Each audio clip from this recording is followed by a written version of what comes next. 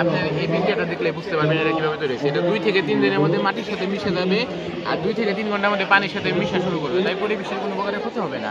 আর এটা যদি একত্রে করে আপনি পুরানো শুরু করেন, তাহলে কাগজ যেভাবে পড়লে যেভাবে ধোঁয়া তৈরি হয়, ওইভাবে ধোঁয়া তৈরি হবে, কাগজের মতো ছাই হয়ে যাবে। আর তারপর যে কার্বনটা পাওয়া যাবে, ওই কার্বনটা আপনি মনে করেন ছাপাখানা দোকানও ব্যবহার করতে পারেন, কম্পিউটার কালি হিসেবে ব্যবহার করতে পারেন প্রতিদিন করে আর কি। আর এটা মনে করেন মাটির সাথে যদি ডিকম্পোজ হয়, মাটির উর্বরতা আরও বৃদ্ধি করে। আর এটা কি তৈরি করা যাবে? হ্যাঁ, তৈরি করা যাবে। এই জিনিসটা তৈরি করার জন্য আমরা কর্নফ্লোর, ভিনেগার, গ্লিসারিন এই 3টা উপাদান একসাথে মিশ্রিত করার পর 120 ডিগ্রি থেকে 140 ডিগ্রি সেলসিয়াস তাপমাত্রায় উত্তপ্ত করে পলিমার যৌগ তৈরি করেছি।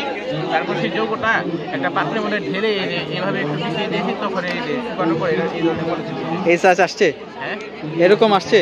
হ্যাঁ, এটা বিভিন্ন শেপের হইতে পারে, বিভিন্ন আকৃতির হইতে পারে।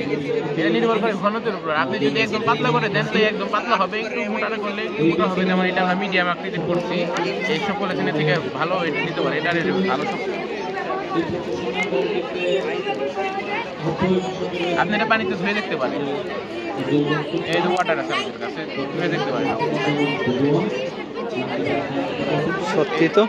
আপনি যদি চান তাহলে ধুয়ে দেখতে পারেন জিনিসটা, একদম পানির সাথে ডিকম্পোজ হবে। কত সময় লাগে ডিকম্পোজ হইতে? আপনি যদি পানির মধ্যে রেখে দেন তো 2 থেকে 3 ঘন্টা সময় লাগে। আর আপনি যদি হাতে নিয়ে ধোয়ার সাথে এইভাবে করেন, তাহলে সাথে সাথে আসতেছে। দাও তো একটু, দাও তো দেখি কি হয়। দেখেন পানি, দেখেন পানির সাথে এটা, এই যে এখানে ফেলা, এখানে ওয়াটার হাতে একটু রাব করেন, আস্তে আস্তে নষ্ট হয়ে যাবে। আপনি কতক্ষণ এইভাবে করতে থাকবেন, ভালো করে দেখেন। হচ্ছে না তো? নষ্ট হয়ে যাচ্ছে আস্তে আস্তে। হ্যাঁ হ্যাঁ, আস্তে আস্তে একটু সময় নেবে, একটু সময় নেবে, তার একটা সময় সীমা আছে। সুন্দর আইডিয়া তো। তুই যে ইয়ে শুরু হয়ে গেছে, তাই না? এটা যে এক পর্যায়ে থাকবে না এটা। হ্যাঁ হ্যাঁ হ্যাঁ, খুব সুন্দর আইডিয়া, খুব সুন্দর লাগছে আমার কাছে। তোমাদের জন্য বেস্ট অফ লাক। খুব সুন্দর আইডিয়া। সাধারণ গরুর আইটেম দিয়ে কেমনে ডিকম্পোজড, মানে কম বায়োগ্রেডেবল পলিথিন কেমনে তৈরি করা যায়, খুব সুন্দর আইডিয়া।